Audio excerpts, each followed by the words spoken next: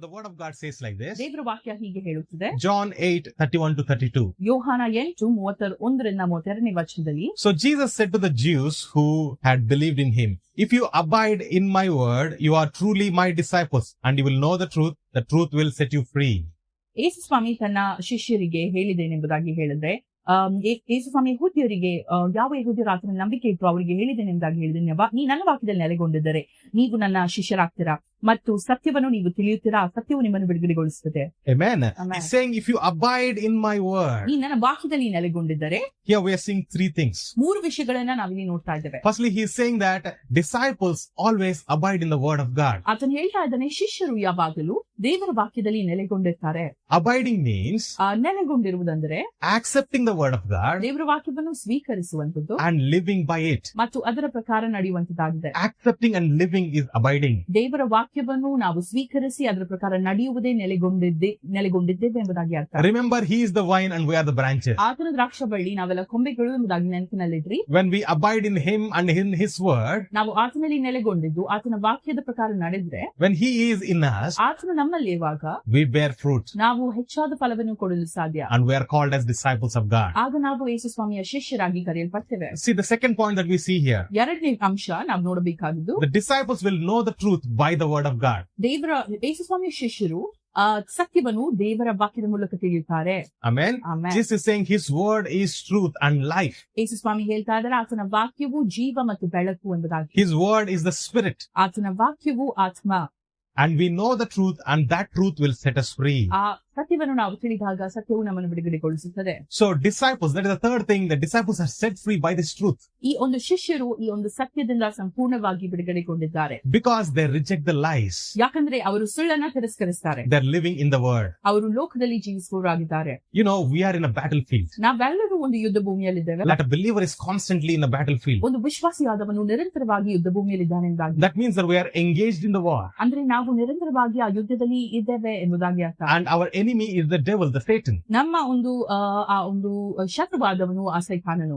And our mind itself is the battlefield. ನಮ್ಮ ಒಂದು ಮನಸ್ಸು ಅದೇನಾಗಿದೆ ಯುದ್ಧ ಭೂಮಿ. Okay, where is this battle happening? It is happening in our mind. ಯುದ್ಧ ಎಲ್ಲಿ ನಡೆಯುತ್ತಾ ಇದೆ? ನಮ್ಮ ಮನಸ್ಸಿನಲ್ಲಿ. And also we must know that devil always tries to do it diligently, slowly, tactically. ಆ ಸೈತಾನನಾದವನು ಕುತಂತ್ರ ರೀತಿಯಲ್ಲಿ ಈ ಒಂದು ಹೆಜ್ಜೆಗೂ ಈ ಹೋರಾಟವನ್ನು ತಂದಿರ್ತಾನೆ. It doesn't come directly. ಅದು ಸವಾಲಾಗಿ ಎದುರುಗಡೆ ಬರಲ್ಲ ನಿಮ್ಮ ಮನಸ್ಸಿಗೆ. If Satan comes and stands in front of you, you know that it is devil and you'll rebuke. ಸೈತಾನನು ತಾನೇ ನಿಮ್ಮ ಎದುರು ಬಂದು ನಿಂತ್ರೆ ಆತನು ಸೈತಾನ ಎಂಬುದಾಗಿ ನೀವು ತಿಳಿದು ಆತನನ್ನು ಗದರಿಸ್ತೀರಾ. ಹೌದು. The name of Jesus is above every other name. Amen. Yesu ಸ್ವಾಮಿಯ ಹೆಸರು ಎಲ್ಲ ನಾಮಕ್ಕಿಂತಲೂ ಶ್ರೇಷ್ಠವಾದ ನಾಮ. And Jesus is in you. Yesu Swami ನಿಮ್ಮಲ್ಲಿದ್ದಾರೆ. Satan knows he cannot stand you. ಸೈತಾನನಿಗೆ ಗೊತ್ತುಂಟು ಆತ ನಿಮ್ಮನ್ನು ಎದುರಿಸಲು ಸಾಧ್ಯವಿಲ್ಲ ಎಂದ. That's why he fights in our mind. ಆದುದರಿಂದ ಆತನು ನಿಮ್ಮ ಆಲೋಚನೆ ಮೂಲಕ ಹೋರಾಟ ನಡೆಸಲು ಬಯಸ್ತಾನೆ. Think about eating a delicious mango. ಒಂದು ರುಚಿಯಾದ ಮಾವಿನ ಹಣ್ಣನ್ನ ನೀವು ಸೇವಿಸ್ತಾ ಇದ್ದೀರಿ ಎಂಬುದಾಗಿ ಯೋಚಿಸಿ. You're enjoying the fruit. ನೀವು ಆ ಮಾವಿನ ಹಣ್ಣನ್ನ ಅಷ್ಟು ಸೇವಿಸ್ತಾ ಇದ್ದೀರಾ ಸಂತೋಷವಾಗಿ. You waited for it 1 year. ನೀವು ಒಂದು ವರ್ಷಕ್ಕೋಸ್ಕರ ಅದನ್ನು ಕಾದಿರಿ. And you're enjoying the taste. ಈಗ ನೀವು ಅದರ ಸವಿಯನ್ನ ಸವಿತಾ ಇದ್ದೀರಾ. But while eating, ಆದ್ರೆ ನೀವು ತಿನ್ನುವಾಗ you find something black. ಅಲ್ಲಿ ಏನೋ ಕಪ್ಪು ಇರುವುದನ್ನ ನೀವು ನೋಡ್ತೀರಾ. And you dig it and open. ನೀವು ಅದನ್ನು ಓಪನ್ ಮಾಡಿ ನೋಡ್ತೀರಾ. And you see some worm coming out. ಅಲ್ಲಿ ಒಂದು ಹುಳ ಬರುವುದನ್ನ ನೋಡ್ತಾ ಇರ್ತೀರಾ. Suddenly your enjoyment is gone. ಆ ತಕ್ಷಣನೇ ನೀವು ಆನಂದಿಸ್ತಾ ಇದ್ದದ್ದು ನಿಂತು ಬಿಡುತ್ತೆ. Something that looked beautiful suddenly looks ugly. ಒಂದು ಉತ್ತಮವಾಗಿ ಕಾಣಿದಂತ ಒಂದು ಹಣ್ಣು ಈಗ ಕೆಡುಕಾಗಿ ಕಾಣುತ್ತದೆ. ನೀವೇನ್ ಮಾಡ್ತೀರಾ? You wash your mouth, throw the mango away. ನೀವು ನಿಮ್ಮ ಬಾಯನ್ನು ವಾಶ್ ಮಾಡ್ಕೊಂಡು ಆ ಹಣ್ಣನ್ನ ಬಿಸಾಕ್ತಿರಲ್ಲ. Now how did that worm enter the mango? ಆ ಮಾವಿನ ಹಣ್ಣಿಗೆ ಆ ಒಂದು ಹುಳ ಮಾವಿನ ಹಣ್ಣನ್ನು ಹೇಗೆ ಪ್ರವೇಶಿಸಿತು? When you look outside, it looked intact and nice. ಹೊರಗಿನಿಂದ ನೋಡುವಾಗ ತುಂಬಾ ಸುಂದರವಾಗಿ ಕಾಣುತ್ತಾ ಮಾವಿನ ಹಣ್ಣು. There is no hole or any way for the worm to enter. ಯಾವ ತೂತು ಇರ್ಲಿಲ್ಲ. ಅದು ಹೇಗೆ ಆ ಒಂದು ದಾರಿನೂ ಇರ್ಲಿಲ್ಲ ಆ ಹುಳಕ್ಕೆ ಪ್ರವೇಶಿಸಲು. How did the worm go inside? ಆ ಹುಳ ಹೇಗೆ ಹೋಯಿತು? Because ಯಾಕಂದ್ರೆ the fruit fly lays egg in the flower. ಏನಾಗಿದೆ ಎಂಬುದಾಗಿ ಹೇಳಿದ್ರೆ ಈ ಫ್ರೂಟ್ ಫ್ಲೈ ಎಂಬುದಾಗಿ ಬರುತ್ತೆ. ಅದು ಅದರ ಮೊಟ್ಟೆಯನ್ನು ಯಾವ್ದ್ರಲ್ಲಿ ಇಡುತ್ತೆ ಅಂದ್ರೆ ಹೂವಿನಲ್ಲೇ ಇಡುತ್ತೆ. So when the mango flower is there, it will lay the eggs. ಆ ಮಾವಿನ ಹಣ್ಣಿನ ಒಂದು ಹೂ ಬಿಡ್ಲಿಕ್ಕೆ ಶುರು ಆದಾಗಲೇ ಆ ಫ್ರೂಟ್ ಫ್ಲೈ ತನ್ನ ಮೊಟ್ಟೆಯನ್ನ ಇಟ್ಬಿಡುತ್ತೆ. So when the mango is formed, when it is small itself, the eggs are already inside. ಅಂದ್ರೆ ಈಗ ಮಾವಿನ ಹಣ್ಣು ಚಿಕ್ಕದಿರುವಾಗಲೇ ಆ ಹುಳದ ಮೊಟ್ಟೆ ಆವಾಗೆ ಒಳಗೆ ಇದೆ. So when it starts to grow, the worm also starts to grow. ಅದು ದೊಡ್ಡದಾಗುವಾಗ ಆ ಒಂದು ಹುಳ ಕೂಡ ದೊಡ್ಡದಾಗುವುದನ್ನ ನಾವು ನೋಡ್ತೇವೆ. Now finally you throw away the mango. ಆಮೇಲೆ ನೀವು ಅಂತ ಹಣ್ಣನ್ನು ಬಿಸಾಡಲೇಬೇಕು. So what do we understand by this? ಇದರಿಂದ ನಾವೇನಂತ ತಿಳಿಯುತ್ತೇವೆ? Satan also works like this in our life. ಸೈತಾನನು ನಮ್ಮ ಜೀವಿತದಲ್ಲಿ ಕೂಡ ಈ ರೀತಿಯಾಗಿ ಕಾರ್ಯವನ್ನು ಮಾಡ್ತಾನೆ. The bondage that is in our mind, ನಮ್ಮ ಮನಸ್ಸಿನಲ್ಲಿರುವಂತಹ ಬಂಧನಗಳು, the word that we can use biblically is called a stronghold. ನಾವು ಇದಕ್ಕೆ ಉಪಯೋಗಿಸುವಂತಹ ಒಂದು ವಾಕ್ಯ ಯಾವುದೆಂಬುದಾಗಿ ಹೇಳಿದೆ, ಬಲವಾದ ಅಸ್ತಿವಾರ.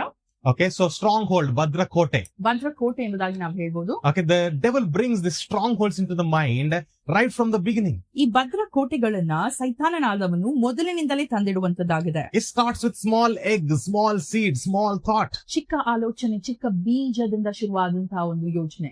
And the other thought starts to grow and you start to believe that lies. ಆ ಆಲೋಚನೆ ಬೆಳೀತಾ ಹೋದಾಗ ನೀವು ಆ ಸುಳ್ಳನ್ನ ನಂಬಲಿಕ್ಕೆ ಶುರು ಮಾಡ್ತೀರಾ. And it starts to build up and it becomes your personality. ಅದು ಬೆಳೀತಾ ಹೋದ ರೀತಿಯಲ್ಲಿ ನಿಮ್ಮ ಸ್ವಭಾವವೇ ಅದು ಮಾರ್ಪಡುತ್ತದೆ. And then you also teach to your children. ನಿಮ್ಮ ಮಕ್ಕಳಿಗೆ ಕೂಡ ಕಲಿಸ್ತಾರ ಇದನ್ನೇ. And they also grow in that lies. ಅವರು ಕೂಡ ಆ ಸುಳ್ಳಿನಲ್ಲಿ ಬೆಳೀತಾರೆ. But how do we come out of it? ಅದು ನಾವು ಇದರಿಂದ ಹೊರಬರುವುದು ಹೇಗೆ? The truth will set you free. ಆ ಒಂದು ಸತ್ಯವೆಂಬುದು ನಿಮ್ಮನ್ನ ಬಿಡುಗಡೆಗೊಳಿಸುತ್ತದೆ. See the dictionary meaning of stronghold. Strong hold ಅಥವಾ ಬಲವಾದ ಕೋಟೆ, ಇದರ ಒಂದು ಅರ್ಥವನ್ನು ತಿಳಿಯಿರಿ. It is a place where a particular cause or belief is strongly defended or upheld. ಭದ್ರಕೋಟೆ ಎಂಬುದಾಗಿ ಹೇಳಿದ್ರೆ ಒಂದು ನಿರ್ದಿಷ್ಟ ಕಾರಣ ಅಥವಾ ನಂಬಿಕೆಯನ್ನು ಬಲವಾಗಿ ಸಮರ್ಥಿಸುವ ಅಥವಾ ಎತ್ತಿ ಇಡುವ ಸುಳ್ಳು ಎಂಬುದಾಗಿ ನಾವು ಹೇಳ್ಬೋದು. So it is a strong bondage or strong defense surrounding a life. ಒಂದು ನಿರ್ದಿಷ್ಟ ಕಾರಣ ನಂಬಿಕೆಯನ್ನು ಬಲವಾಗಿ ಸಮರ್ಥಿಸುವಂತದ್ದು. Okay, it is surrounding the lies. ಆ ಸುಳ್ಳನ್ನ ಎತ್ತಿ ಹಿಡಿಯುವಂತದ್ದಾಗಿದೆ ಅದು. That is the plan of the devil. ಅದು ಸೈತಾನನ ಯೋಚನೆ. He does it over the period of time. ಅದು ಆತನ ಹೆಜ್ಜೆ ಹೆಜ್ಜಾಗಿ ಮಾಡ್ತಾನೆ. So because he does it in such a subtle and small way, ಆತನ ಅದು ಚಿಕ್ಕ ರೀತಿಯಲ್ಲಿ ಮಾಡುವುದ ಕಾರಣ we won't realize usually. ನಮಗೆ ಅದು ತಕ್ಷಣನೇ ಗೊತ್ತಾಗಲ್ಲ. Unless the truth is in us, ಆ ಸತ್ಯವು ನಮ್ಮಲ್ಲಿ ಇಲ್ಲದೆ ಹೋದರೆ we won't realize. ಆ ಒಂದು ಪರಿಸ್ಥಿತಿ ಅರಿವು ನಮ್ಗೆ ಆಗಲ್ಲ. John 8:44 says, ಯೋಹಾನ 8:44 ಬರೆಯಲ್ಪಟ್ಟಿದೆ. that devil brings strongholds by imparting the lies. ಸೈತಾನನಾದವನು ಈ ಭದ್ರಕೋಟೆಯನ್ನು ತರ್ತಾನಂತೆ, ಹೇಗೆ ಸುಳ್ಳನ್ನ ನಮ್ಮ ಮನಸ್ಸಿನಲ್ಲಿ ಬೀಜ ಬಿತ್ತು. So one such stronghold that always tries to hinder us is, ಒಂದು ಭದ್ರಕೋಟೆ ನಮ್ಮನ್ನು ಯಾವಾಗ್ಲೂ ಒಂದು ಕಾಡುವಂತಹ ಒಂದು ಭದ್ರಕೋಟೆ ಯಾವುದು? that is double-mindedness. ಅದು ಯಾವುದೆಂಬುದಾಗಿ ಹೇಳಿದ್ರೆ ಡಬಲ್ ಮೈಂಡೆಡ್ನೆಸ್ ಅಥವಾ ಎರಡು ಮನಸ್ಸುಳ್ಳುವಂತದ್ದು. Okay, it is a stronghold that is danger for our life. ಎರಡು ಮನಸ್ಸುಳ್ಳಂತ ವ್ಯಕ್ತಿತ್ವ ನಮ್ಮ ಜೀವಿತಕ್ಕೆ ಒಂದು ಭದ್ರಕೋಟೆ ಆಗಿದೆ. See, the Greek word that is used here ಇಲ್ಲಿ ಉಪಯೋಗಿಸಲ್ಪಟ್ಟಂತಹ ಗ್ರೀಕ್ ಶಬ್ದ for the double-mindedness is daisukos. ಡೈಸುಕೋಸ್ ಎಂಬುದಾಗಿ ಗ್ರೀಕ್ ಭಾಷೆಯಲ್ಲಿ ಹೇಳಲ್ಪಡುವಂತಹ ವಿಷಯ. Okay, daisukos means ಡೈಸುಕೋಸ್ ಅಂದ್ರೆ two people ಎರಡು ಜನರು or two souls. ಅಥವಾ ಎರಡು ಆತ್ಮಗಳು. Okay, two souls living in one body. ಎರಡು ಆತ್ಮಗಳು ಒಂದೇ ಶರೀರದಲ್ಲಿ ಇರುವಂತದ್ದು. So personality with double-mindedness is like two people living together. ಅಂದ್ರೆ ಎರಡು ಮನಸ್ಸುಳ್ಳ ವ್ಯಕ್ತಿತ್ವ, ಎರಡು ಜನರು ಜೊತೆಯಾಗಿ ಜೀವಿಸುವಂತದ್ದು ಎಂಬುದಾಗಿ ನಾವು ಆ ಒಂದು ಸ್ಟ್ರಾಂಗ್ ಹೋಲ್ಡ್ ಗೆ ಹೇಳ್ಬೋದು ಅಥವಾ ಎರಡು ಮನಸ್ಸುಳ್ಳ ವ್ಯಕ್ತಿತ್ವಕ್ಕೆ ಹೇಳ್ಬೋದು. So the person with the two ideologies is in conflict with himself, fighting with himself. ಈ ಎರಡು ವ್ಯಕ್ತಿತ್ವ ಹೊಂದಿದ ಒಬ್ಬ ಮನುಷ್ಯ ತನ್ನ ಜೊತೆನೆ ಹೋರಾಡ್ತಾ ಇರ್ತಾನೆ. So what happens if devil brings that into your life? ಸೈತಾನನು ಇದನ್ನ ನಿಮ್ಮ ಜೀವಿತಕ್ಕೆ ತಂದ್ರೆ ಏನಾಗುತ್ತದೆ? It prevents people from prospering. ಜನರು ಅಭಿವೃದ್ಧಿ ಹೊಂದುವುದನ್ನು ಇದು ತಡೆ ಮಾಡ್ತದೆ. It stops them from moving ahead and finding success in life. ಅವರು ಜೀವಿತದಲ್ಲಿ ಮುಂದೆ ಬರಿಬಾರ್ದೆಂಬುದಾಗಿ ಹಲವಾರು ಅಡೆತಡೆಗಳು ಅದು ಅವರ ಜೀವಿತದಲ್ಲಿ ಇರುತ್ತದೆ. Because to be successful, you need stability. ಯಾಕಂದ್ರೆ ನೀವು ಸಂಪೂರ್ಣವಾಗಿ ಸಕ್ಸೆಸ್ಫುಲ್ ಆದ್ರೆ ಯಶಸ್ವಿ ಆಗ್ಬೇಕಿದ್ರೆ ನಿಮ್ಮ ಜೀವಿತದಲ್ಲಿ ಸ್ಥಿರತೆಯ ವ್ಯಕ್ತಿತ್ವ ನೀವು ಹೊಂದಿರಬೇಕು. Okay, you need a strong personality. ನಿಮಗೆ ಆ ಸ್ಥಿರತೆ ಇರುವಂತಹ ಒಂದು ದೃಢವಾದ ವ್ಯಕ್ತಿತ್ವ ಇರಬೇಕು. You see James 1:5-8. ಯಾಕೋಬ 1:5-8 ನೋಡ್ರಿ. Let's read the 5th verse. ನಾವು 5ನೇ ವಚನ ಓದೋಣ. If any one of you lack wisdom, you ask God and he gives generously to all without finding fault. It will be given to you. ನಿಮ್ಮಲ್ಲಿ ಯಾವನಿಗಾದರೂ ಜ್ಞಾನ ಕಡಿಮೆ ಆಗಿದ್ದರೆ ಆತನು ದೇವರನ್ನು ಕೇಳಿಕೊಳ್ಳಲಿ, ಅದು ಅವನಿಗೆ ದೊರಕುವುದು. ದೇವರು ಹಂಗಿಸದೆ ಎಲ್ಲರಿಗೂ ಉದಾರ ಮನಸ್ಸಿನಿಂದ ಕೊಡುವಾತನಾಗಿದ್ದಾನೆ. 6th verse says, but when you ask, you must believe and not doubt, because the one who doubts is like a wave in the sea, blown and tossed by the wind. ಆದರೆ ಅವನು ಸ್ವಲ್ಪ ಸಂದೇಹ ಪಡದೆ ನಂಬಿಕೆಯಲ್ಲಿ ಕೇಳಿಕೊಳ್ಳಲಿ, ಯಾಕಂದರೆ ಸಂದೇಹ ಪಡುವವನು ಗಾಳಿಯಿಂದ ಬಡಿಯಲ್ಪಟ್ಟ ಸಮುದ್ರದ ತೆರೆಯಂತೆ ಅಲೆದಾಡುತ್ತಿರುವನು. And the 7th verse says that person should not expect to receive anything from God. Such a person is double-minded and unstable in all they do. 7ನೇ ವಚನ, ಮನುಷ್ಯನು ತಾನು ಕರ್ತನಿಂದ ಏನಾದರೂ ಹೊಂದುವನೆಂದು ಭಾವಿಸದೇ ಇರಲಿ. Amen. ಎರಡು ಮನಸ್ಸುಳ್ಳವನು ತನ್ನ ಮಾರ್ಗದಲ್ಲಿ ಚಂಚಲನಾಗಿದ್ದಾನೆ. So see what the word of God says. ದೇವರ ವಾಕ್ಯ ಏನ್ ಹೇಳ್ತಾ ಇದೆ ನೋಡಿ. Here the word double-mindedness, Daisukos is used. ಇಲ್ಲಿ ಎರಡು ಮನಸ್ಸುಳ್ಳವನಿಗೆ ಗ್ರೀಕ್ ಭಾಷೆಯಲ್ಲಿ ಡೈಸಿಕೋಸ್ ಎಂಬ ಶಬ್ದ ಉಪಯೋಗಿಸಲ್ಪಟ್ಟಿದೆ. That means two souls. ಅಂದ್ರೆ ಎರಡು ಮನಸ್ಸುಳ್ಳ ವ್ಯಕ್ತಿ. So this person is unstable. ಈ ಮನುಷ್ಯನು ದೃಢತೆಯನ್ನು ಹೊಂದಿಲ್ಲ. See how Jacob starts this paragraph. ಯಾಕೋಬನು ಯಾವ ರೀತಿಯಲ್ಲಿ ಈ ಒಂದು ಅಧ್ಯಾಯವನ್ನು ಬರೆಯುತ್ತಾ ಇದ್ದಾನೆ ನೋಡಿ. He talks about wisdom first. ಮೊದಲನೇದಾಗಿ ಜ್ಞಾನದ ಕುರಿತಾಗಿ ಮಾತನಾಡ್ತಾ ಇದ್ದಾನೆ. Which means to say this double-minded people are double-minded because they lack in wisdom. ಅಂದ್ರೆ ಈ ಒಂದು ಎರಡು ಮನಸ್ಸುಳ್ಳವರು ಯಾಕೆ ಎರಡು ಮನಸ್ಸುಳ್ಳವರಾಗಿದ್ದಾರೆ ಎಂದಾಗ ಹೇಳಿದ್ರೆ ಜ್ಞಾನದ ಅಭಾವ ಅವರಲ್ಲಿದೆ. So when I say double-minded, don't think about somebody. ಎರಡು ಮನಸ್ಸುಳ್ಳವ ಎಂಬುದಾಗಿ ನಾನು ಹೇಳುವಾಗ ಬೇರೊಬ್ಬರ ಕುರಿತಾಗಿ ಯೋಚಿಸಬೇಡಿ. Think about yourself. ನಿಮ್ಮ ಕುರಿತಾಗಿ ಯೋಚಿಸಿರಿ. Look into your own heart. ನಿಮ್ಮ ಹೃದಯದ ಒಳಗೆ ನೀವೇ ಇಣುಕಿ ನೋಡಿರಿ. Because God is speaking to us personally. He's talking to me. He's talking to you. ಯಾಕಂದ್ರೆ ದೇವರು ವೈಯಕ್ತಿಕವಾಗಿ ನನ್ನ ಜೊತೆ ನಿಮ್ಮ ಜೊತೆ ಮಾತನಾಡ್ತಾ ಇದ್ದಾರೆ. He is not telling about your friend. ನಿಮ್ಮ ಸ್ನೇಹಿತರ ಕುರಿತಾಗಿ ಅವ್ರು ಹೇಳ್ತಾ ಇಲ್ಲ. See, the one who lacks wisdom, ಜ್ಞಾನದ ಅಭಾವವಿದ್ದವರು ask God. ನೀವು ದೇವರಲ್ಲಿ ಕೇಳಿಕೊಳ್ಳಿ. And God will give generously. ದೇವರು ನಿಮಗೆ ಧಾರಾಳವಾಗಿ ಕೊಡುವಾತನಾಗಿದ್ದಾನೆ. Because God is willing for us to live in wisdom. ಯಾಕಂದ್ರೆ ದೇವರು ನಾವು ಜ್ಞಾನವಂತರಾಗಿ ಜೀವಿಸಬೇಕೆಂಬುದಾಗಿ ಬಯಸ್ತಾನೆ. God is willing for us to live in stability. ನಾವು ಸ್ಥಿರತೆ ಉಳ್ಳವರಾಗಿ ಜೀವಿಸಬೇಕೆಂಬುದಾಗಿ ದೇವರ ಚಿತ್ತವಾಗಿದೆ. God does not want us to be double-minded. ನಾವು ಎರಡು ವ್ಯಕ್ತಿತ್ವವನ್ನು ಹೊಂದಿರಬಾರದು ಎಂಬುದಾಗಿ ದೇವರು ಬಯಸ್ತಾರೆ. ಇಲ್ಲಿ two types of double-mindedness we are seeing. Here we see ಇಲ್ಲಿ ನಾವು ನೋಡ್ತಾ ಇದ್ದೇವೆ ಎರಡು ತರದ ಒಂದು ಡಬಲ್ ಮೈಂಡೆಡ್ನೆಸ್ ಅಥವಾ one is double-mindedness in prayer. ಒಂದು ಯಾವುದೆಂಬುದಾಗಿ ಹೇಳಿದ್ರೆ ಡಬಲ್ ಮೈಂಡೆಡ್ನೆಸ್ ಎರಡು ಮನಸ್ಸುಳ್ಳವಂತದ್ದು ಪ್ರಾರ್ಥನೆಯಲ್ಲಿ. Okay, see what happens to the person who has double-mindedness and he prays.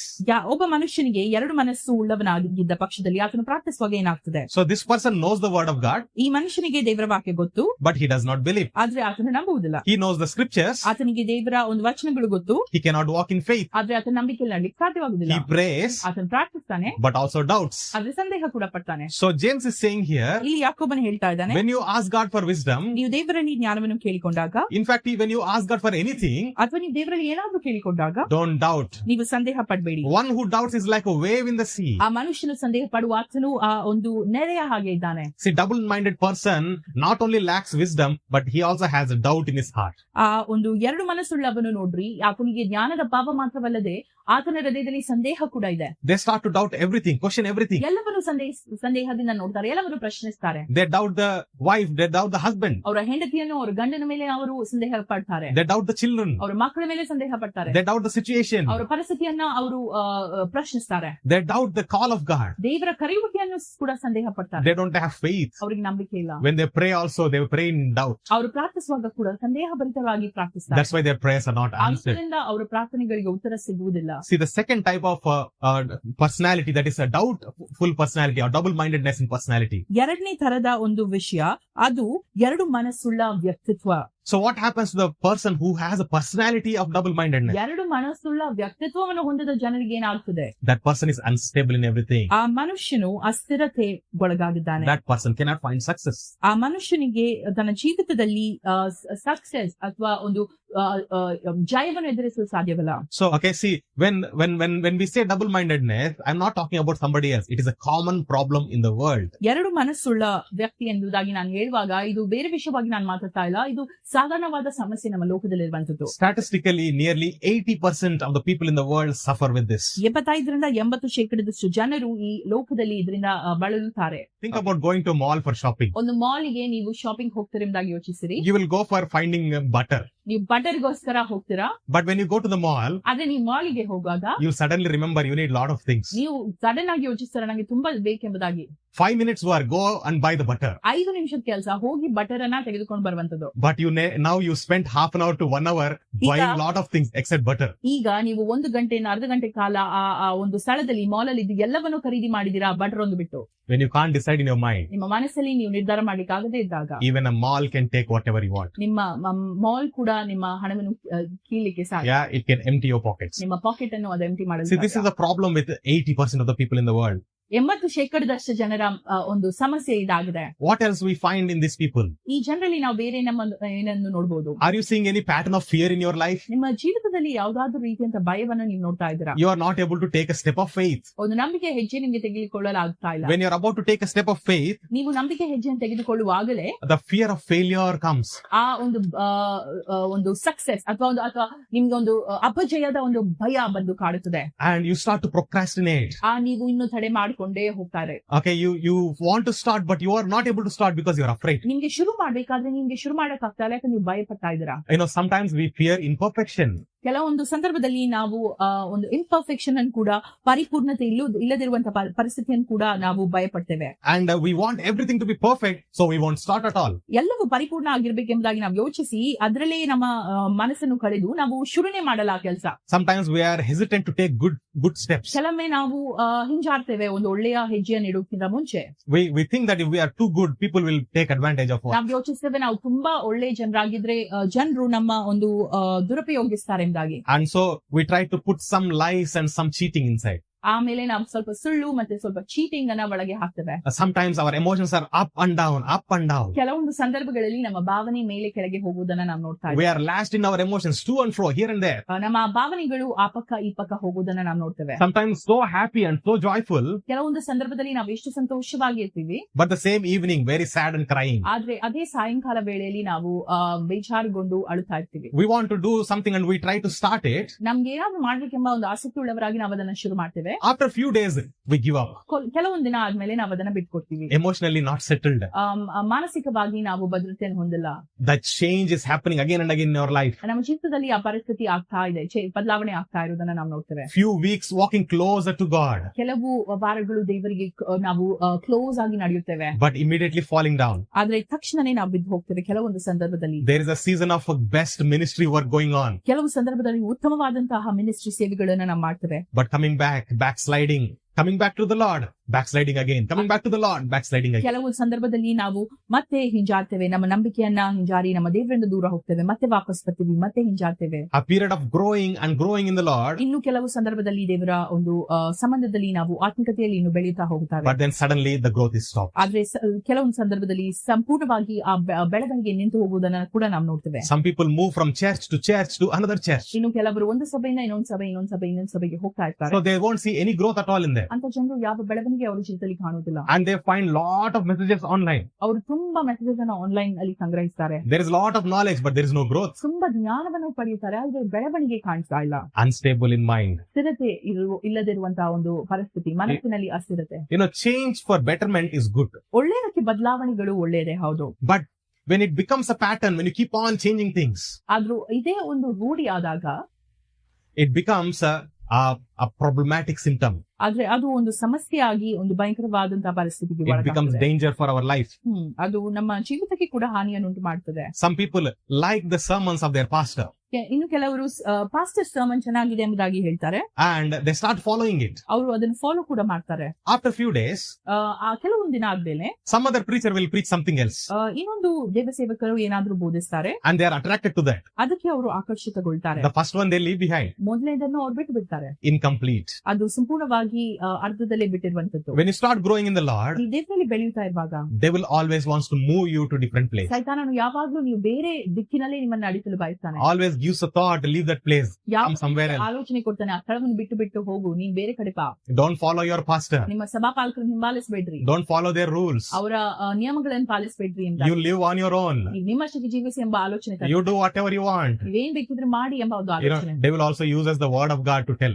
ಕೆಲವೊಂದು ಸಂದರ್ಭದಲ್ಲಿ ಸೈತಾನನು ದೇವರ ವಾಕ್ಯವನ್ನು ಉಪಯೋಗಿಸಿ ನಿಮ್ಮನ್ನು ತಪ್ಪದಾರಿಯಲ್ಲಿ ನಡೆಸ್ತಾನೆ. Some people say anointing teaches me everything, I live my own. ಇನ್ನು ಕೆಲವರು ಹೇಳ್ತಾರೆ ಅಭಿಷೇಕ ನನ್ಗೆ ಎಲ್ಲವನ್ನ ಕಲಿಸ್ತಾ ಇದೆ, ನನ್ನ ಅಷ್ಟಕ್ಕೆ ನಾನು ಕಲಿಬಹುದು, ಎಲ್ಲವನ್ನ ನಾನು ಬಿಟ್ಟು ಬಿಡ್ತೇನೆ ಸಭೆಯನ್ನೆಂದಾಗಿ. These are the patterns of double mindedness. ಇದು ಎಲ್ಲಾ ತರದಂತಹ ಒಂದು ಶೈಲಿ ನಾವು ನೋಡಿದ್ವಲ್ಲ, ಇದೆಲ್ಲ ಎರಡು ಮನಸ್ಸುಳ್ಳವರ ಮನಸ್ಸಿನಲ್ಲಿ ಬರುವಂತದ್ದು. Are you finding any of these in your life? ಯಾವ್ದಾದ್ರೂ ರೀತಿಯಾದಂತಹ ಪ್ಯಾಟರ್ನ್ಸ್ ಅಥವಾ ಈ ಒಂದು ಅಭ್ಯಾಸಗಳನ್ನ ನಿಮ್ಮ ಜೀವಿತದಲ್ಲಿ ನೀವು ಕಾಣ್ತಾ ಇದ್ದೀರಾ? We need to break it in Jesus' ನಾವು name. ಯೇಸು ಸ್ವಾಮಿ ನಾಮದಲ್ಲಿ ಇದನ್ನು ಮುರಿದು ಹಾಕಬೇಕಾಗಿದೆ. Let's see one example in Old Testament. ನಾವು ಉದಾಹರಣೆ ನೋಡೋಣ ಹಳಬರ ಮಡಿಕೆಯಲ್ಲಿ, ಆಮೇಲೆ ನಾವು ಪ್ರಾರ್ಥಿಸೋಣ. Genesis 49. ಆದಿಕಾಂಡ 49.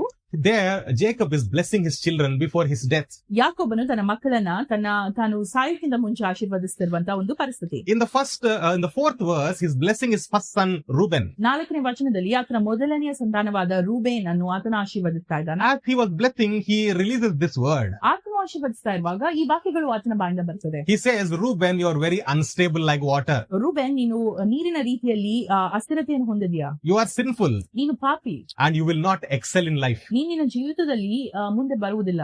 And you will not excel in life because of instability and double-mindedness. ನಿನ್ನ ಜೀವಿತದಲ್ಲಿ ಯಾಕೆ ಮುಂದೆ ಹೋಗುವುದಿಲ್ಲ ಎಂಬುದಾಗಿ ಹೇಳಿದ್ರೆ ನಿನ್ನಲ್ಲಿ ಸ್ಥಿರತೆ ಇಲ್ಲ ಮತ್ತೆ ನೀನು ಎರಡು ಮನಸ್ಸುಳ್ಳವನಾಗಿದ್ದೀಯಾ. And likewise, the tribe of Reuben, if you see, ಆದುದರಿಂದ ನಾವು ಈ ರೂಬೇನ್ ಕುಲವನ್ನು ಈಗ ಗಮನಿಸಿದಾದ್ರೆ everybody was destroyed in this manner. ಎಲ್ಲರೂ ಕೂಡ ಇದೇ ರೀತಿಯಲ್ಲಿ ಸಂಹರಿಸಲ್ಪಟ್ಟದನ್ನ ನಾಶವಾಗಿರುವುದು ಹೋದದನ್ನ ನಾವು ನೋಡ್ತಾ ಇದ್ದೇವೆ. When the 12 tribes of Israel were together, the Reuben tribe was separate. ಈ 12 ಕುಲಗಳು ಇಸ್ರಾಯೇಲಿನ 12 ಕುಲಗಳು ಜೊತೆಗಿದ್ದಾಗ ಈ ರೂಬೇನ್ ಕುಲವು ಸಂಪೂರ್ಣವಾಗಿ ಬೇರ್ಪಡಿತ್ತು. They were like pain in the flesh. ಅವರು ನಿಜವಾಗಿ ಆ ಒಂದು ದೇಹಕ್ಕೆ ಒಂದು ನೋವಿನ ಉಪಾದಿಯಲ್ಲಿದ್ರು. See what happens if a person is unstable in mind. ಒಬ್ಬ ಮನುಷ್ಯನು ತನ್ನ ಮನಸ್ಸಿನಲ್ಲಿ ಸ್ಥಿರತೆ ಇಲ್ಲದಿದ್ರೆ ಏನಾಗ್ತದೆ ನೋಡ್ರಿ. It's not only danger for his own life, but his family, his generations to generation are cursed because of him. ಆತನ ಜೀವಿತಕ್ಕೆ ಮಾತ್ರ ಹಾನಿಯಲ್ಲ, ಆದ್ರೆ ಆತನ ಕುಟುಂಬ, ಆತನಿರುವಂತಹ ಪ್ರದೇಶ ಮತ್ತು ಆತನ ಮಕ್ಕಳು ಕೂಡ ಇದು ಒಂದು ಶಾಪವಾಗಿ ಪರಿಣಮಿಸುತ್ತದೆ. God wants us to be stable today. ದೇವರು ನಾವು ನಿಜವಾಗಿ ಸ್ಥಿರತೆಯನ್ನು ಹೊಂದಬೇಕೆಂಬುದಾಗಿ ಬಯಸ್ತಾ ಇದ್ದಾರೆ. Disciples listen to the word of God. ದೇವರ ಶಿಷ್ಯರು ಆತನ ವಾಕ್ಯವನ್ನು ಕೇಳ್ತಾರೆ ಎಂಬುದಾಗಿ ಬರೆಯಲ್ಪಟ್ಟಿದೆ. And they know the truth by the word. ದೇವರ ವಾಕ್ಯದ ಮೂಲಕವಾಗಿ ಅವರು ಸತ್ಯತೆಯನ್ನು ತಿಳಿಯುತ್ತಾರೆ. And the truth will set them free. ಆ ಸತ್ಯ ಅವರನ್ನ ಬಿಡುಗಡೆಗೊಳಿಸುತ್ತದೆ ಎಂಬುದಾಗಿ ಬರೆಯಲ್ಪಟ್ಟಿದೆ. What are you today? ನೀವು ಏನಾಗಿದ್ದೀರಾ? Are you a disciple of ನೀವು Jesus? ಯೇಸು ಸ್ವಾಮಿಯ ಶಿಷ್ಯರು? This week, let us follow these 5 simple steps. ಆದುದರಿಂದ ಈ 5 ವಿಷಯಗಳನ್ನ ನಾವು ಈ ವಾರದಲ್ಲಿ ಹಿಂಬಾಲಿಸೋಣ. 5 simple steps. 5 ಸುಲಭವಾದಂತಹ ಸಂಗತಿಗಳು, ಹೆಜ್ಜೆಗಳು. If you follow these 5 simple steps, your entire life is changed forever. You are not double-minded unless you allow again. Yes, ಈ 5 ಹೆಜ್ಜೆಗಳನ್ನು ನೀವು ಹಿಂಬಾಲಿಸಿದ್ರೆ ನಿಮ್ಮ ಜೀವಿತ ಬದಲಾಗ್ತದೆ ಮತ್ತು ನೀವು ಇನ್ನು ಅಸ್ಥಿರತೆಗೆ ಒಳಗಾಗುವುದಿಲ್ಲ ಮತ್ತು ಎರಡು ಮನಸ್ಸುಳ್ಳವರಾಗಿರುವುದಿಲ್ಲ. The first thing that you must do today. ಮೊದಲನೇದಾಗಿ ನೀವು ಮಾಡಬೇಕಾದಂತ ವಿಷಯ. Today you must do this. ಇವತ್ತಿದನ್ನ ಮಾಡ್ರಿ. Make up your mind to be steadfast. ನಾನು ಸ್ಥಿರತೆಯನ್ನು ಹೊಂದಿರಬೇಕು ಎಂಬುದಾಗಿ ನೀವು ಮೊದಲು ತೀರ್ಮಾನ ಮಾಡಿ. You must decide in your mind. ನಿಮ್ಮ ಮನಸ್ಸಿನಲ್ಲಿ ನಿರ್ಧಾರ ಮಾಡಿ. Okay, that you must abound in the word of God. ದೇವರ ವಾಕ್ಯದಲ್ಲಿ ನಾನು ನೆಲೆಗೊಂಡಿರಬೇಕೆಂಬುದಾಗಿ ನೀವು ನಿರ್ಧರಿಸಿರಿ. God wants to make you unmovable, unshakable. ದೇವರು ನಿಮ್ಮನ್ನು ನೀವು ಯಾವ ರೀತಿಯಲ್ಲಿ ಕದಲಬಾರದೆಂಬುದಾಗಿ ಬಯಸ್ತಾ ಇದ್ದಾರೆ. So today you make a decision first. ಇವತ್ತು ನೀವು ಮೊದಲು ನಿರ್ಧಾರ ಮಾಡ್ರಿ. When you don't decide in your heart, ನಿಮ್ಮ ಹೃದಯದಲ್ಲಿ ನೀವು ತೀರ್ಮಾನ ಮಾಡದಿದ್ದಾಗ even your prayer will not work. ನಿಮ್ಮ ಪ್ರಾರ್ಥನೆ ಕೂಡ ಕಾರ್ಯರೂಪಕ್ಕೆ ಬರಲ್ಲ. First today you decide that I don't want to be double-minded anymore. ಮೊದಲಾಗಿ ನೀವು ತೀರ್ಮಾನಿಸಿ ಇನ್ನು ಮುಂದೆ ನಾನು ಎರಡು ಮನಸ್ಸುಳ್ಳವನಾಗಿರುವುದಿಲ್ಲ. I want to be consistent in life. ನಾನು ನನ್ನ ಜೀವಿತದಲ್ಲಿ ಒಂದು ಬಲಿಷ್ಠವಾಗಿ ಮುಂದೆ ಸಾಗಬೇಕು ಎಲ್ಲದರಲ್ಲಿ ಎಂಬುದಾಗಿ. Because consistency is the key. ಈ ಒಂದು ಸ್ಥಿರತೆ ಮುಖ್ಯವಾಗಿದೆ, ಇದು ಕೀ ಆಗಿದೆ. When you see the examples of the leaders, great leaders that we talk about, ನೀವು ನೋಡುವಂತಹ ನಾಯಕರು ಅಥವಾ ನಾವು ಉದಾಹರಣೆ ಕೊಡುವಂತಹ ನಾಯಕರ ವಿಷಯದಲ್ಲಿ ನೋಡುವುದಾದ್ರೆ they were all consistent. ಅವರು ಯಾವಾಗ್ಲೂ ಸ್ಥಿರತೆ ಉಳ್ಳವರಾಗಿದ್ರು. When you take Abraham, ನೀವು ಅಬ್ರಾಮನನ್ನು ನೋಡಿದ್ರೆ he was consistent in his faith. ಆತನು ತನ್ನ ನಂಬಿಕೆಯಲ್ಲಿ ಸ್ಥಿರತೆಗೆ ಒಳಗಾಗಿದ್ದನು. When you talk about Enoch, who was taken up by the Lord without death, ಈನೋಕ್ ನ ವಿಷಯವಾಗಿ ನೀವು ನೋಡಿದ್ರೆ ಆತನು ದೇವರಿಂದ ಒಯ್ಯಲ್ಪಟ್ಟವನಾಗಿದ್ದನು, ಆತನು ಮರಣವನ್ನು ಕಾಣದೇ ಇದ್ದ ಮನುಷ್ಯನಾಗಿದ್ದನು. he was consistent in the walk with God. ಆತನು ತನ್ನ ಒಂದು ದೇವರ ಜೊತೆಗಿನ ಹೆಜ್ಜೆಯಲ್ಲಿ ಆತನು ಸ್ಥಿರತೆಯನ್ನು ಹೊಂದಿದನು. Moses was consistently humble and submissive to the Holy Spirit, the leading of God. ನಿರಂತರವಾಗಿ ತಗ್ಗಿಸುವಿಕೆಯ ಮನೋಭಾವದಿಂದ ಆತನು ಪವಿತ್ರಾತ್ಮನ ಮುನ್ನಡೆಸುವಿಕೆಯಲ್ಲಿ ನಡೆದನು. Jesus was consistent to his calling. ಯೇಸು ಸ್ವಾಮಿ ಕೂಡ ತನ್ನ ಕರೆಯುವಿಕೆಗೆ ಹೆಚ್ಚಾದ ಗಮನವನ್ನು ಕೊಟ್ಟು ಸ್ಥಿರತೆಯಲ್ಲಿ ನಡೆದನು. And he has called us to be consistent. ಯೇಸು ಸ್ವಾಮಿ ನಾವು ಕೂಡ ಈ ರೀತಿಯಲ್ಲಿ ಸ್ಥಿರತೆಯನ್ನು ಕಾಪಾಡಿಕೊಳ್ಳಬೇಕೆಂಬುದಾಗಿ ಕರೆಯುತ್ತಾರೆ. So first thing is to decide in your mind. ಮೊದಲನೇದಾಗಿ ನಿಮ್ಮ ಮನಸ್ಸಿನಲ್ಲಿ ನೀವು ಅದನ್ನ ನಿರ್ಧರಿಸ್ರಿ. And the second thing is, ಎರಡನೇದಾಗಿ you must renounce double-mindedness. ನೀವು ಎರಡು ಮನಸ್ಸುಳ್ಳದನ್ನು ನೀವು ತ್ಯಜಿಸಬೇಕು. You must reject it from your life. ನೀವು ನಿಮ್ಮ ಜೀವಿತದಿಂದ ಅದನ್ನು ತಿರಸ್ಕರಿಸಬೇಕು. How can we do that? ನಾವಿದನ್ನು ಹೇಗೆ ಮಾಡಲು ಸಾಧ್ಯ? Take authority in the name of Jesus. ಸ್ವಾಮಿ ನಾಮದಲ್ಲಿ ಅಧಿಕಾರವನ್ನು ತೆಗೆದುಕೊಳ್ಳಿ. Declare the blood of Jesus Christ over your mind. ಸ್ವಾಮಿಯ ಪರಿಶುದ್ಧ ರಕ್ತವನ್ನು ನಿಮ್ಮ ಮನಸ್ಸಿನಲ್ಲಿ ನೀವು ಪ್ರೋತ್ಸಾಹಿಸಿರಿ. Command those spirits to come out in the name of Jesus. ಸ್ವಾಮಿ ನಾಮದಲ್ಲಿ ಆತ್ಮಗಳು ಹೊರ ಬರಲಿ ಎಂಬುದಾಗಿ ನೀವು ಹೇಳಿರಿ. You will find victory. ನೀವು ಆಗ ಜಯವನ್ನು ಕಾಣ್ತೀರಾ. Okay, whatever this inconsistency or double-mindedness is, it can also be generational curse. ಈ ಒಂದು ಸ್ಥಿರತೆ ಇಲ್ಲದಿರುವಂತಹ ಪರಿಸ್ಥಿತಿ ಒಂದು ನಾವು ನೋಡುವುದಾದ್ರೆ ಅದು ಒಂದು ಶತಮಾನದಿಂದ ಬಂದಂತಹ ಪೀಳಿಗೆಯಿಂದ ಬಂದಂತಹ ಒಂದು ಶಾಪ ಕೂಡ ಆಗಿರ್ಬೋದು. Like Reuben's tribe. ಅಂದ್ರೆ ರೂಬೇನ್ ನಾವೊಂದು ಉದಾಹರಣೆ ಓದಿದ್ವಲ್ಲ, ರೂಬೇನ್ ಕೂಡ ಅದೇ ರೀತಿಯಲ್ಲಿ. And we also see in our life also, our parents, their patterns are seen in us. ನಮ್ಮ ಜೀವಿತದಲ್ಲಿ ಕೂಡ ನಾವು ನೋಡೋದಾದ್ರೆ ನಮ್ಮ ತಂದೆ ತಾಯಿ ಅವರ ಜೀವನ ಶೈಲಿ ಕೆಲವೊಂದು ನಮ್ಮ ಜೀವಿತದಲ್ಲಿ ಕೂಡ ನಾವು ನೋಡ್ತಾ ಇದ್ದೇವೆ. If it is so, break it in the name of Jesus. ಅದು ನಿಮ್ಗೆ ಕಂಡ್ರೆ ಅದನ್ನ ಯೇಸು ನಾಮದಲ್ಲಿ ನೀವು ಮುರಿದು ಹಾಕಿ. Because Jesus broke all the curses on the cross. ಅಂದ್ರೆ ಯೇಸು ಸ್ವಾಮಿ ಎಲ್ಲಾ ವಿಷಯಗಳನ್ನು ಕ್ರೂಜಲ್ಲಿ ಮುರಿದು ಹಾಕಿದನು. It can also would have come because of the rejection in the womb, when you are in the womb. ನೀವು ನಿಮ್ಮ ತಾಯಿಯ ಸಂತಾನ ಒಂದು ಹೊಟ್ಟೆಯಲ್ಲಿರುವಾಗ ತಿರಸ್ಕಾರಕ್ಕೆ ಒಳಗಾಗಿದ್ರೆ ಅದರಿಂದ ಕೂಡ ಇದು ಬಂದಿರಬಹುದು. So rebuke it in Jesus' Yesu name. ಸ್ವಾಮಿ ನಾಮದಲ್ಲಿ ಇದನ್ನ ತಿರಸ್ಕರಿಸಿ. When you command in the name of Jesus, ನೀವು ಯೇಸು ಸ್ವಾಮಿ ನಾಮದಲ್ಲಿ ಘೋಷಿಸುವಾಗ, when you decide, I don't want it in my life, and you command it, ನೀವು ಇದನ್ನ ಘೋಷಿಸಿ ನನ್ನ ಜೀವಿತದಲ್ಲಿ ಇದು ನನಗೆ ಬೇಡ ಎಂಬುದಾಗಿ ನಿರ್ಧರಿಸಿ ಅದನ್ನು ಘೋಷಿಸುವಾಗ it has to flee. ಅದು ಹೊರಗೆ ಹೋಗಲೇಬೇಕು. Amen. The third thing that you need to do, ಮೂರನೇದಾಗಿ trust in the word of God. ದೇವರ ವಾಕ್ಯದಲ್ಲಿ ನಂಬಿಕೆಯನ್ನಿದ್ದೀವಿ. The one who stands in the word of God is like the person who builds the building on a strong, solid foundation. ದೇವರ ವಾಕ್ಯದಲ್ಲಿ ಸ್ಥಿರತೆಯಾಗಿ ನಿಂತವನು ತನ್ನ ಮನೆಯನ್ನು ಬಂಡೆಯ ಮೇಲೆ ಕಟ್ಟಿದ ಜಾಣನ ಉಪಾಧಿಯಲ್ಲಿದ್ದಾನೆ. He is a wise person. ಆತನು ಜಾಣನಾಗಿದ್ದಾನೆ. Trust what the word of God is saying. ದೇವರ ವಾಕ್ಯ ಹೇಳ್ತಾ ಇದೆ, ಅದರಲ್ಲಿ ನಂಬಿಕೆ ಇಡಿರಿ. You must beat fear with the word of God. ನೀವು ನಂಬಿಕೆಯನ್ನ ಸಂಪೂರ್ಣವಾಗಿ ನೀವು ಭಯವನ್ನ ಸಂಪೂರ್ಣವಾಗಿ ದೇವರ ವಾಕ್ಯದಿಂದ ಸೋಲಿಸಬೇಕಾಗಿದೆ. And walk in faith and remember what Jesus said. ಮತ್ತು ನಂಬಿಕೆಯಲ್ಲಿ ನಡೆದು ಯೇಸು ಸ್ವಾಮಿ ಏನು ಹೇಳಿದ ಇದ್ರು ಅದನ್ನು ಗಮನಿಸಿರಿ. He said, my disciples will abide by the word. ಆತನು ಹೇಳಿದನು, ನನ್ನ ಶಿಷ್ಯರು ದೇವರ ವಾಕ್ಯದಲ್ಲಿ ನೆಲೆಗೊಂಡಾರೆ. Thank God for everything. ದೇವರಿಗೆ ಎಲ್ಲದರಲ್ಲಿ ಸ್ತೋತ್ರವನ್ನು ಹೇಳಿರಿ. Because He is able to deliver you today. ಯಾಕಂದ್ರೆ ಆತನು ಇವತ್ತು ನಿಮ್ಮನ್ನು ಬಿಡುಗಡೆಗೊಳಿಸಲು ಸಾಧ್ಯ. The fourth thing, ನಾಲ್ಕನೇ ವಿಷಯ, be open to the Holy Spirit. ಪವಿತ್ರಾತ್ಮನಿಗೆ ನೀವು ಸಂಪೂರ್ಣವಾಗಿ ನಿಮ್ಮ ಹೃದಯವನ್ನು ಒಪ್ಪಿಸಿಕೊಡಿರಿ. See, the issue is real. ಈ ಒಂದು ಸಮಸ್ಯೆ ನಿಜವಾಗಿ ಸತ್ಯವಾದದ್ದು. The problem is real. ಈ ಸಮಸ್ಯೆ ಇರುವಂತದ್ದಾಗಿದೆ. If you don't realize the problem, ನೀವು ಸಮಸ್ಯೆ ಇದೆ ಎಂಬುದಾಗಿ ಅರಿವು ನಿಮ್ಮಲ್ಲಿ ಇಲ್ಲದಿದ್ದರೆ, and if you simply say that this is what the word of God says, that is what I am, ಸುಮ್ಮನೆ ದೇವರ ವಾಕ್ಯದ ಹೇಳ್ತಾ ಇದೆ ನಾನೇ ಇದಾಗಿದೆ ಎಂಬುದಾಗಿ ನೀವು ಹೇಳಿದ್ರೆ, if you don't realize the problem, ಸಮಸ್ಯೆಯನ್ನ ನೀವು ಪರಿಗಣಿಸದಿದ್ರೆ, you cannot overcome the problem. ನೀವು ಅದನ್ನ ಜಯಿಸಲಿಕ್ಕೆ ಸಾಧ್ಯವಾಗುವುದಿಲ್ಲ. One way to overcome the problem is to be open to the Holy Spirit always. ಪವಿತ್ರಾತ್ಮನಿಗೆ ತೆರೆಯಲ್ಪಟ್ಟಿರುವವರಾಗಿರುವಂತೆ ನಾವು ನಮ್ಮ ಹೃದಯವನ್ನು ತೆರೆದುಕೊಟ್ಟಾಗ ಆಗ ನಾವು ಆ ಸಮಸ್ಯೆಯನ್ನು ಎದುರಿಸಲು ಸಾಧ್ಯ. Because He can deliver us. ಯಾಕಂದ್ರೆ ಪವಿತ್ರಾತ್ಮನು ನಮ್ಮನ್ನು ಇದರಿಂದ ಬಿಡುಗಡೆಗೊಳಿಸಲು ಸಾಧ್ಯ. 1 John 1:9 says, ಮೊದಲೇ ಯೋಹಾನ 1:9 ಹೇಳ್ತದೆ, that when we confess, He is faithful to forgive us. ನಾವು ಅರಿಕೆ ಮಾಡುವಾಗ ಆತನು ಪ್ರಾಮಾಣಿಕತೆಯಿಂದ ನಮ್ಮನ್ನ ಕ್ಷಮಿಸ್ತಾನೆ ಎಂಬುದಾಗಿ. What is the confession means? ಅರಿಕೆ ಎಂಬುದಾಗಿ ಹೇಳಿದ್ರೇನು? What is the confession of sin means? ಪಾಪದ ಅರಿಕೆ ಎಂಬುದಾಗಿ ಹೇಳಿದ್ರೇನು? Is it a saying that I sinned, forgive me?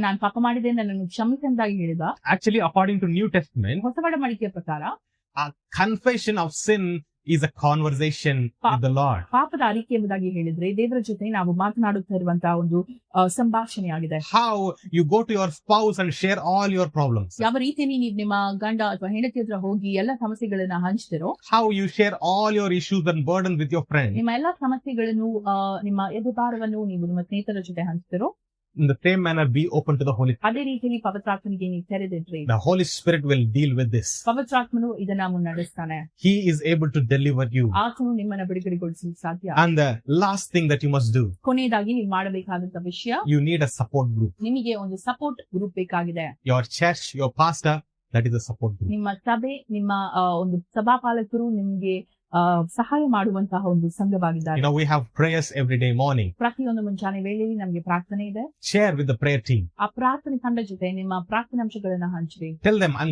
going through this problem. ಈ ಸಮಸ್ಯೆಯನ್ನು ನಾನು ಹಾದು ಹೋಗ್ತಾ ಇದ್ದೇನೆ. By hiding, you're not going to win. ನೀವು ಯಾವನ್ನ ನೀವು ಹೈಡ್ ಮಾಡಬೇಡಿ, ರಹಸ್ಯವಾಗಿರ್ಬೇಡಿ, ಯಾಕಂದ್ರೆ ಇದರಿಂದ ನೀವು ಜಯಿಸುವುದಿಲ್ಲ. If you hide from the people who pray for you, what will they pray? ನೀವು ನಿಮ್ಗೋಸ್ಕರ ಪ್ರಾರ್ಥಿಸುವವರಿಂದ ನೀವೆಲ್ಲ ವಿಷಯವನ್ನ ಹಂಚದೆ ನೀವು ರಹಸ್ಯವಾಗಿದ್ರೆ ಯಾರು ನಿಮ್ಗೋಸ್ಕರ ಪ್ರಾರ್ಥಿಸ್ತಾರೆ? Share with your pastor. ನಿಮ್ಮ ಸಹಪಾಲಕರ ಜೊತೆ ನೀವು ಹಂಚಿರಿ. God kept him or God kept her as a shepherd for you to take care of you. ದೇವರು ಅವರನ್ನ ನಿಮ್ಮನ್ನು ಕಾಯುವ ಕುರುಬರಾಗಿಟ್ಟಿದ್ದಾರೆ. And share with those who are praying for you. ನಿಮ್ಗೆ ಗೋಸ್ಕರ ಯಾರೆಲ್ಲ ನಿಜವಾಗಿ ಪ್ರಾರ್ಥಿಸ್ತಾ ಇದ್ದಾರೋ ಅವ್ರ ಜೊತೆ ಹಂಚಿರಿ. Matthew 18:18-20 says, ಮತ್ತಾಯ 18:18-20 ಹೇಳುತ್ತದೆ, it says that whatever you bind together shall be bound. ನೀವು ಯಾವುದನ್ನ ಜೊತೆಯಾಗಿ ಬಂಧಿಸ್ತಿರೋ ಅದು ಬಂಧಲ್ಪಡುತ್ತದೆ. Whatever you release together it shall be released. ಯಾವುದನ್ನ ನೀವು ಜೊತೆಯಾಗಿ ಬಿಡುಗಡೆ ಮಾಡ್ತಿರೋ ಅದು ಬಿಡುಗಡೆ ಮಾಡಲ್ಪಡುತ್ತದೆ. Whatever two of you agree upon it shall be done to you. ಯಾವ್ದಾದ್ರು ವಿಷಯದಲ್ಲಿ ಇಬ್ಬರು ಒಪ್ಪಿಗೆಯನ್ನು ಹೊಂದಿದ್ರೆ ಅದು ನಡೆಯುತ್ತೆ. Wherever 2 or 3 gather in my name, I am there in their midst, says Jesus Christ. ಮೂವರು ನನ್ನ ಹೆಸರಿನಲ್ಲಿ ಸೇರಿ ಬರ್ತಾರಲ್ಲ, ನಾನು ಇದ್ದೇನೆಂದಾಗಿ ದೇವರ ವಾಕ್ಯ ಹೇಳಿ. And the promise of God. ಅದು ದೇವರ ಒಂದು ವಾಗ್ದಾನವಾಗಿದೆ. Amen.